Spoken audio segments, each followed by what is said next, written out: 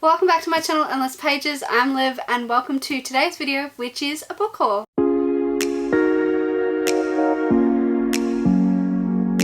Welcome to my final book haul of 2024. I have some amazing books to tell you guys about, so let's just jump straight into it. In November, I was lucky enough to go to Melbourne on a little girls trip, which was super fun. While I was there, I was also able to go to the Amplify bookstore. If you don't know what Amplify bookstore is, they're usually an online bookstore that only sell BIPOC authors. But they currently have a pop-up going on in Melbourne, which was so cool. So I was able to go support their store in person, which was really fun. And I will show you what I got from Amplify. Okay, first up, we have At Your Age, Eat Brown, which is by Talia Hibbert. This is the third and final book in the Brown Sisters trilogy. Each book follows a different Brown Sisters love life. So the first one was kind of the enemies to lovers trope. The second one was fake dating trope. This looks like it's back to enemies to lovers trope, my favourite. We follow Eve Brown. Her life's a mess. Yeah, she's a mess. And then she tries to go for a job at this guy called Jacob, I think his name. Yeah, Jacob's B&B, and Jacob turns her down, and then allegedly she accidentally hits him with her car, and then she kind of infiltrates his life to try and help him out because she feels guilty, I guess, for hitting him with her car. So she starts helping out the Airbnb in the kitchen. She moves into his spare room. Because he's in a bit of a bad spot. His arm's broken, his Airbnb's understaffed, and then it says Sunny Born, Chaotic Eve is his natural born nemesis. But then, you know, things take a turn. So yeah, that sounds really cute. I can't wait to finish this series, but I'm also sad that I'm almost done. And then next up I got this book here, which is The Final Strife by Sarah L. Afiri. This is a fantasy book. We have an empire that's divided by blood. We have red-blooded embers, blue-blooded dusters, and clear-blooded ghostings. All blood will be spilled in the coming battle for power. The Aktabar, a set of trials, are held every 10 years to find the next rulers of the empire, and it's about to begin. All embers can join, but it requires great skill to win. Sylar was destined to become a warden of strength, forged as a weapon to change the empire from within. Those dream a better future turned to dust when her family was brutally murdered. But she wasn't made to sparkle, she was born to burn. And as the trials draw near, it's time for her to decide, will she rule the empire or destroy it? This sounds right up my alley. Yeah, it sounds great. I originally only bought these two, and then as I was walking out, I saw something else that I couldn't ignore, and I saw this cover and I was like, wow, it's beautiful. This is In the Shadow of the Fall by Toby Ogondrin. This is absolutely stunning cover. This is a novella duology inspired by Yoruba mythology, which is African mythology, I think West African mythology. So this follows an untried acolyte desperate to speak with the Orisha she worships, and she accidentally reignites a cosmic war. The fate her gods and her world now lies in her unexperienced hands. She's an acolyte in the temple of Ifa, yearning for the day she is made a priest and sent out into the world to serve the Orisha. But all of the order's acolytes, she is the only one the Orisha refuse to speak to. For years she has watched from the sidelines as peer after peer pass by her and ascends to full priesthood. Desperate, she attempts to summon and trap any Orisha.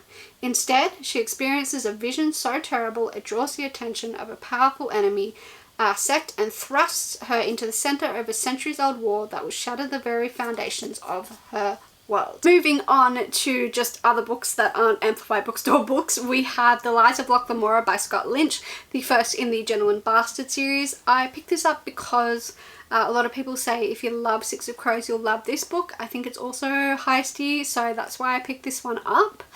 So this follows our main character, Locke Lamora, who is a kind of person that is known as the Fabled Thorn, who is said to be an unbeatable swordsman, a master thief, a friend to the poor, and a ghost that walks through walls. But he doesn't actually give money, he steals to the poor. He just steals from the rich, keeps the money for himself and his crew, who are a band of thieves called the Gentleman Bastards. So the capricious, colourful underworld of the ancient city of Camor is the only home they've ever known. But now a clandestine war is threatening to tear it apart. Caught up in the murderous game, Locke and his friends are suddenly struggling just to stay alive. Next up we have this beautiful book. Oh my god, I'm so excited to have my hands on this. This is Captive Prince by C.S. Beckett, the first book in the Captive Prince series. I'm so excited to have my hands on this. I said this in my TBR video, but I'll say it again. I picked this up because I fell in love with the Dark Rise series by the same author, and I believe it seems as though the romance has a similar dynamic. So I really like the romance in Dark Rise, so that makes me think I might like this one too, even though apparently this is a bit of a darker romance, but so is Dark Rise, so I don't know, it just seems very similar, so I thought I might like this, but I'm a bit nervous, but we'll give it a go. So yeah, and I struggled to get my hands on this because when I was like, I need to read her other works, I went out to find this and I couldn't find it anywhere, and I was like, what do you mean? I'm Australian. This is an Australian author. Why can't I find this? Turns out it was getting a beautiful, lovely reprint, so I got this at the right time with these beautiful new covers. Anyway, this is about a guy who is a prince, and then his half-brother seizes power. He's sent, captured, stripped of his identity, and sent to serve the prince of an enemy nation as a pleasure slave. His new master is deadly and beautiful. He epitomizes the worst of his court, but he's caught in a lethal political web of the court. Nothing is as it seems, and when he finds himself caught up in a play for the throne, he must work together with this lethal prince to survive and save his country. For him, there is just one rule: never reveal his true identity, because the one man Damon needs is the one man who has more reason to hate him than anyone else. Next up we have The Stardust Grail by Yumi Kitase. This is a spacey book. We follow our main character who for years was like the best art thief in the galaxy, and then a job kind of goes wrong and she decides to just live life as a graduate student studying anthropology. But she's kind of haunted by visions of persistent and disturbing visions of the future. So when she was an art thief, she would find stolen artifacts and give them back to alien civilizations. So she is visited by an old friend who offers her a job she kind of can't resist to find a powerful object that could save an alien species from extinction. And then she sets out on a quest through the universe, and the further she goes, the more her vision casts a dark shadow over her companions. Someone will betray her along the way. Worse yet, in choosing to save one species, she might condemn humanity and Earth itself. I'm hoping for super fun, fast-paced space adventure. Then we have Leave the Girls Behind by Jacqueline Bublitz. I said this again in my TBR video, but I'll tell you again because this is a separate video. I purchased this book because I read something by this author last year. Was it last year? Or it might have been the year before, actually. I don't know. I read this sometime in the past, her other book, Before You Knew My Name, and I thought it was beautiful. Absolutely beautiful story, beautiful writing. I fell in love with it. It's also an Australian author, so this is her latest book. We follow our main character whose childhood friend was murdered by this guy called Ethan Oswald, and she believes that Ethan had other victims, that he was a serial killer, but no one really believed her. And then we skip to present time.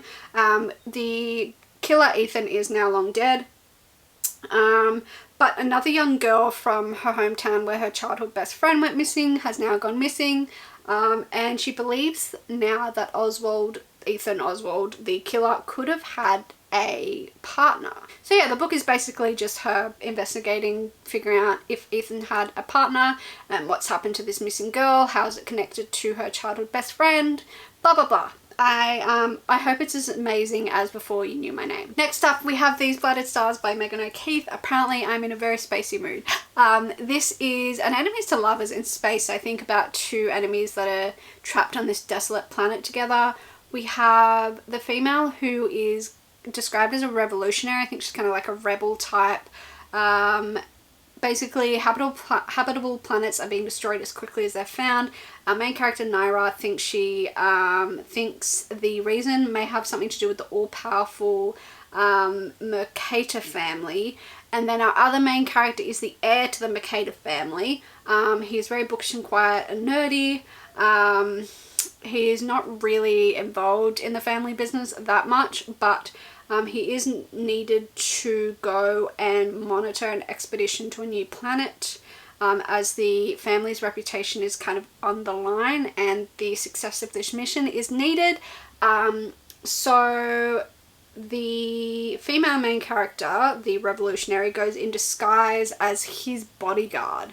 And she plans to destroy the expedition ship before they make it to land, but things go wrong. They end up stranded on the planet together, and they will have to join forces to survive, and they will uncover a plot that's bigger than both of them. That's the line that really caught me, and not just the enemies to lovers, but the plot that's bigger than both of them. I love space. I love big plots in space. I don't know what it is, but it's just my shit, so I'm excited. Next up we have another space book, A Winter's Orbit by Everina Maxwell. This is a space opera, my fave. So the blurb says, rebellious royals, political alliances, and a galactic empire on the brink of civil war. The Iskat Empire rules its vassal planets through a system of treaties. So when Prince Tam, key figure in a political alliance, is killed, a replacement must be found. His widower, Jainanen, is rushed into an arranged marriage with the disreputable aristocrat Keem in a bid to keep rising hostilities between the two worlds under control. But Prince Tam's death may not have been an accident, and when Janine himself is suspected, he and Keem must navigate the perils of the Iskat court, solve a murder, and prevent an interplanetary war. So this is a space opera with high stakes, multi-world politics, and irresistibly engaging characters. Let's talk about my most recent purchases next. So I had a lovely birthday voucher to spend at Dymocks, so I got this book here, which is Anthony Ryan's A Tide of Black Steel, and I read the blurb. It sounds so good. So this is: a new age has dawned, an age of blood and steel, an age of wrath. The sister queens have ruled the land of Ascalia for centuries. No one has dared question their rule until now. Whispers speak of long ships of tattooed warriors sailing under the banners of a cult of oathbreakers long thought extinct. A tide of black steel that threatens to vanquish all in its path. Thera of Blackspear, favoured servant of the sister queens, is ordered to uncover the truth. As Thera sails north, her reviled brother Felnir sets out on his own adventure. He hopes to find the vaults of Altavar, the treasure rooms of the gods, and win the sister's favours at his sister's expense. Win the sister queen's favour at his sister's expense. Both siblings, along with a brilliant young scribe and a prisoner with a terrifying primal power, will play a part in the coming storm. The Age of Wrath has begun. So wow, this sounds incredible, and I love the cover as well. I also got Jujutsu Kaisen Volume 10 as well, which always have amazing covers. So yeah, let's end the video with books I've been gifted. I have been gifted some books by some incredibly generous people. So thoughtful. Thank you so much. So sweet. So it was my birthday in November, so a couple of people got me some books, which is so generous. So generous. I cannot thank you guys enough. The first one is A Jasmine Throne by Tasha Suri. This is a fantasy book that I cannot believe I haven't read yet because it's so well loved. We follow two women. We follow, I think her name is, Princess Malini, and she's been trapped in this kind of crumbling ancient temple by her brother. She dreams of vengeance. And we also follow a maid servant who is forced to disavow her power and her birthright because of her past. She dreams of freedom. So, in a world beset by wild magic and turbulent uprising, their destinies will become irrevocably tangled, and together they will set the empire ablaze. This sounds so freaking good. So excited. We also have this book here, which is The Way of Kings by Brandon Sanderson. This was generously gifted to me by Emily, so thank you again. This is the first book in the Stormlight archive. I kind of don't want to read the blurb. I don't think it's going to have any spoilers for Mistborn, but you know how all the worlds connect. I don't want to read the blurb just in case, but yeah, this is amazing to have my hands on this. Next up, I was gifted by the incredibly generous Tracy, The Black Hawks by David Ragg. I have read this before, I want to say in like last year before, can't remember. I just happened to see this sitting face out at the library I worked at the time, and I was really curious, and yeah, I really loved this book. This is about a knight who, life as a knight is not quite what he kind of expected it to be. He is bound to work through his step uncle because of like an oath he gave, but then one day the kind of kingdom he lives in is invaded, and then he says if he escorts a stranded prince to safety, he'll be released from his oath to his step uncle. All he has to do is drag the brat from one side of the country to the other through war and wilderness, chased all the way by ruthless assassins. With killers on your trail, you need killers watching your back. You need the Black Hawk Company.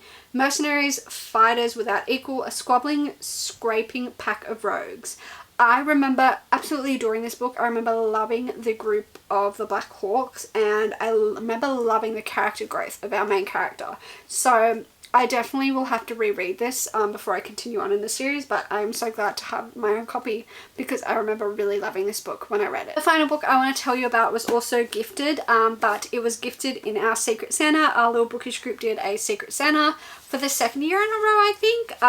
So thank you to my Secret Santa for getting me Loveless by Alice Osman, but I'm pretty sure I know who my Secret Santa is, but thank you anyway, Secret Santa. This is another book kind of really similar in theme to Alice Osman's other books about identity and self-acceptance. This follows Georgia, who's never been in love, never kissed anyone, never even had a crush, but as a fanfic obsessed romantic, she's sure she'll find a person one day.